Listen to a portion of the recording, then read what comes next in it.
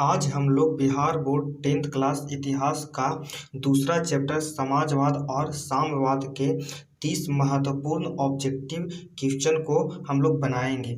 अगर आप लोग इस 30 महत्वपूर्ण क्वेश्चन को याद कर लेते हैं तो हिस्ट्री में आपका अच्छा नंबर आ जाएगा।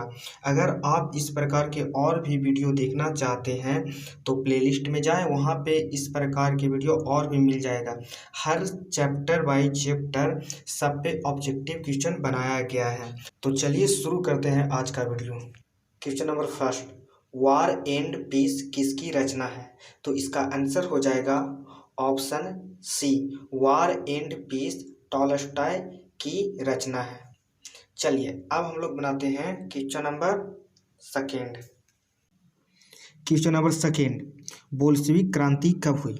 तो इसका आंसर हो जाएगा ऑप्शन सी, बोल्शेविक क्रांति 1917 में नवंबर में हुआ था। ये आप लोग याद रखिएगा, यहाँ पे आपको मंथ देके कंफ्यूज करेगा, तो क्या करेंगे, नवंबर 1917।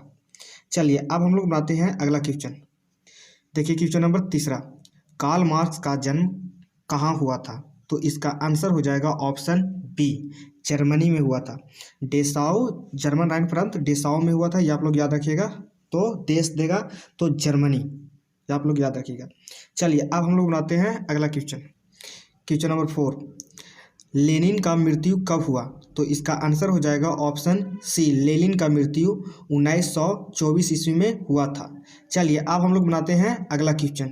पांचवा क्वेश्चन, रूस का पहला समाजवादी कौन था? तो इसका आंसर हो जाएगा ऑप्शन ए, प्लेखानोव, ये याद रखिएगा। चलिए अब हम लोग बनाते हैं अगला क्वेश्चन। क्वेश्चन नंबर 6, रूस में कृषक दास प्रथा का अंत कब हुआ था? तो इसका आंसर हो जाएगा ऑप्शन डी, 1861 ईस्वी में रूस में कृषक दास प्रथा का अंत हो गया था। कृषक दास प्रथा का अंत का मतलब किसानों को दास की तरह रखा जाता था। चलिए अब हम लोग बनाते हैं क्वेश्चन नंबर 7। क्वेश्चन नंबर 7, नई आर्थिक नीति कब लागू हुआ? तो इसका आंसर हो जाएगा ऑप्शन सी, नई आर्थिक नीति 1921 ईस्वी में लागू हुआ। चलिए अब हम लोग बनाते हैं क्वेश्चन नंबर 8। क्वेश्चन नंबर 8, मजदूर दिवस कब मनाया जाता है? तो इसका आंसर हो जाएगा ऑप्शन बी, मजदूर दिवस 1 मई को मनाया जाता है। चलिए अब हम लोग बनाते हैं अगला क्वेश्चन।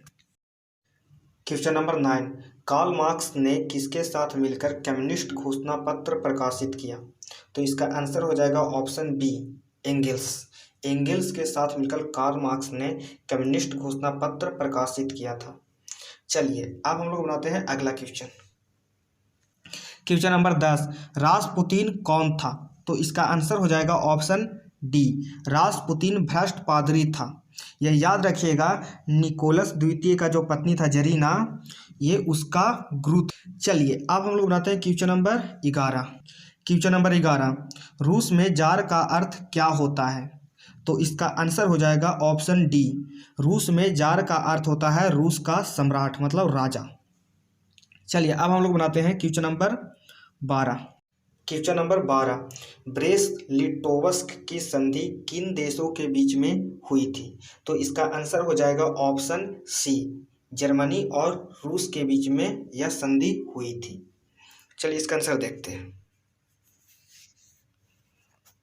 देखिए इसका आंसर ऑप्शन सी। चलिए बनाते हैं अब अगला क्वेश्चन। क्वेश्चन नंबर 13, लाल सेना का गठन किसने किया था? तो इसका आंसर हो जाएगा ऑप्शन डी, लाल सेना का गठन ट्राटस्की ने किया था। चलिए अब हम लोग बनाते हैं अगला क्वेश्चन। क्वेश्चन नंबर 14, साम्यवादी शासन का पहला प्रयोग कहाँ हुआ था? मतलब किस देश में हुआ? ऑप्शन देख लीजिए। तो इसका आंसर हो जाएगा ऑप्शन सी, रूस में साम्यवादी शासन का पहला प्रयोग हुआ था, ये याद रखिएगा। चलिए अब हम लोग बनाते हैं अगला question. Question number 15, tsar Nicholas द्वितीय की पत्नी जरीना किस देश की राजकुमारी थी? तो इसका आंसर हो जाएगा ऑप्शन बी, जो जरीना थी, जार निकोलस द्वितीय का पत्नी, वो जर्मनी की राजकुमारी थी, ये याद रखिएगा। चलिए अब हम लोग बनाते हैं question number 16। Question number 16, Das Kapital की रचना किसने की? तो इसका आंसर हो जाएगा ऑप्शन डी, दास कैपिटल की रचना कार्ल मार्क्स ने किया था। चलिए अब हम लोग बनाते हैं अगला क्वेश्चन। क्वेश्चन नंबर 17, रूस के सम्राट को क्या कहा जाता है? तो इसका आंसर हो जाएगा ऑप्शन ए, रूस के सम्राट को जार कहा जाता है। देखिए, जार का मतलब ही राजा होता है और राजा लिखा हुआ है, लेकिन रूस में जार बोला जाता है राजा को, ये याद रखिएगा। जैसे राजा जो हम लोग बोलते हैं तो हिंदी वर्ड हो गया ना। चलिए अब हम लोग जानते हैं question number 18। Question number 18, Das Kapital का प्रकाशन किस वर्ष हुई थी? तो इसका आंसर हो जाएगा ऑप्शन बी, दास कैपिटल का प्रकाशन 1867 ईस्वी में हुआ था। चलिए अब हम लोग बनाते हैं क्वेश्चन नंबर 19। इस प्रकार के वीडियो और देखने के लिए चैनल को सब्सक्राइब करें, शेयर करें एंड लाइक करें। क्वेश्चन नंबर 19, समाजवादियों का बाइबल किसे कहा जाता है? तो इसका आंसर हो जाएगा दास कैपिटल, ऑप्शन बी, समाजवादियों का बाइबल दास कैपिटल को कहा जाता है। चलिए अब हम लोग बनाते हैं क्वेश्चन नंबर 20। क्वेश्चन नंबर 20, निम्नलिखित में से किसे साम्यवाद के संस्थापक के रूप में जाना जाता है? तो इसका आंसर हो जाएगा ऑप्शन ए, कार्ल मार्क्स को बोला जाता है। चलिए अब हम लोग बनाते हैं क्वेश्चन नंबर 21। क्वेश्चन नंबर 21, अंतर्राष्ट्रीय महिला दिवस कब मनाया जाता है? तो इसका आंसर हो जाएगा 8 मार्च, ऑप्शन बी, ये आप लोग याद रखिएगा। ये आता है, सब क्वेश्चन बार बार आता है एग्जाम में, बार बार पूछा गया है, इसको आप लोग सब याद करके जाइएगा तो आप लोग इस बार एग्जाम में अच्छा नंबर ला पाएंगे। चलिए अब हम लोग बनाते हैं क्वेश्चन नंबर 22। क्वेश्चन नंबर 22, साम्यवादी घोषणा पत्र के लेखक थे, मतलब कौन थे साम्यवादी घोषणा पत्र के लेखक? तो इसका आंसर हो जाएगा ऑप्शन सी, कार्ल मार्क्स एवं एंगल्स, इन दोनों ने मिलकर साम्यवादी घोषणा पत्र लाया था, ये आप लोग याद रखिएगा। चलिए अब हम लोग बनाते हैं क्वेश्चन नंबर 23। क्वेश्चन नंबर 23, निम्नांकित में कौन यूरोपियन समाजवादी नहीं था? तो इसका आंसर हो जाएगा ऑप्शन ए, कार्ल मार्क्स। चलिए अब हम लोग बनाते हैं क्वेश्चन नंबर 24। चलिए बनाते हैं क्वेश्चन नंबर 24। देखिए, सोवियत संघ में अल्पमत दल को क्या कहा जाता था? तो इसका आंसर हो जाएगा ऑप्शन बी, मेंशेविक। जो अल्पमत दल था उसको कहा जाता था क्वेश्चन नंबर 25, मजदूरों को अपने बेड़ियों को एक खोने के सिवाय कुछ भी नहीं है, ये किसने कहा था? तो इसका आंसर हो जाएगा कार्ल मार्क्स, ये कार्ल मार्क्स ने कहा था।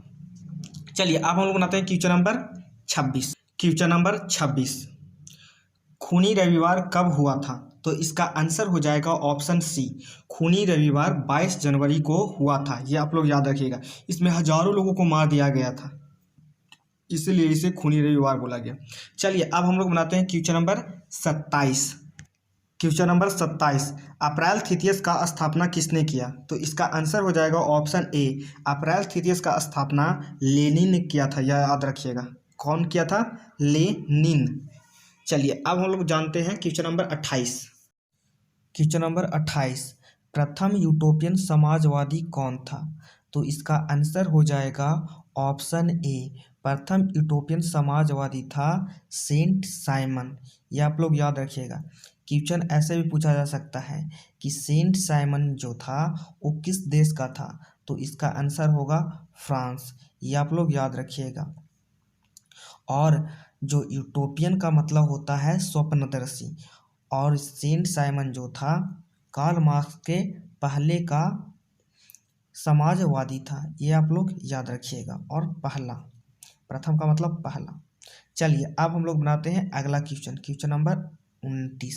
क्वेश्चन नंबर 29, कार्ल मार्क्स ने किससे शादी की? तो इसका आंसर हो जाएगा ऑप्शन बी, कार्ल मार्क्स ने जेनी से शादी किया था। यह आपको जानना चाहिए कि जो जेनी थी वो कार्ल मार्क्स की बचपन का दोस्त थी, और ये भी जानना चाहिए कि जेनी जो थी वो भी पढ़ने में ठीक थी, मतलब वो भी तेज थी बहुत पढ़ने में। आपको याद रखना चाहिए, ऐसा भी पूछा जा सकता है क्वेश्चन कि कार्ल मार्क्स ने जेनी से शादी कब किया? तो कार्ल मार्क्स ने जेनी से शादी 1843 ईस्वी में किया था, ऐसा भी क्वेश्चन पूछा जा सकता है। चलिए अब हम लोग जानते हैं question number 30। Question number 30, Karl Marx का जन्म कब हुआ था? तो इसका आंसर हो जाएगा ऑप्शन डी, कार्ल मार्क्स का जन्म 1818 ईस्वी में जर्मन राइन प्रांत जर्मनी में डेसाउ नामक नगर में हुआ था, ये याद रखिएगा। अब देखिए, ये भी आपसे पूछा जा सकता है कि कार्ल मार्क्स के पिता का नाम क्या था। तो कार्ल मार्क्स के पिता का नाम हेनरिक मार्क्स था। अब ये भी पूछा जा सकता है कि कार्ल मार्क्स के पिता मतलब कौन काम करते थे, पेशे से क्या थे, क्या काम करते थे। तो वो एक प्रसिद्ध वकील थे। इसे भी आप लोग याद रखिएगा। और कहाँ के थे, जर्मनी, क्योंकि कार्ल मार्क्स भी जर्मनी का है, उनके पिता जर्मनी का था। अब देखिए, आपसे ये भी पूछा जा सकता है कि कार्ल मार्क्स के पिता किस धर्म को मानने लगे। मतलब बाद में, शुरू में तो वो यहूदी था, लेकिन बाद में जब जर्मनी में यहूदियों को मारा जाने लगा तो उसके डर से इनके पिता ने क्रिश्चियन मतलब ईसाई को अपना लिया। ये आप लोग याद रखिएगा। अब क्वेश्चन ऐसे भी बन सकता है कि कार्ल मार्क्स का जन्म किस परिवार में हुआ था, मतलब कौन से धर्म में, तो यहूदी में। ये आप लोग याद रखिएगा। अगर आप लोग 10th क्लास की तैयारी कर रहे हैं बिहार बोर्ड, तो आप लोग प्लेलिस्ट में जाएं, वहाँ पे आपको सब सब्जेक्ट का टॉपिक बाय टॉपिक वीडियो मिल जाएगा। अगर आप सब चीज़ को कंप्लीट कर लेते तो इस बार 10th में आपका नंबर अच्छा आ सकता है। अगर वीडियो आपको अच्छा लगे तो लाइक करें, सब्सक्राइब करें एंड शेयर करें। Thank you.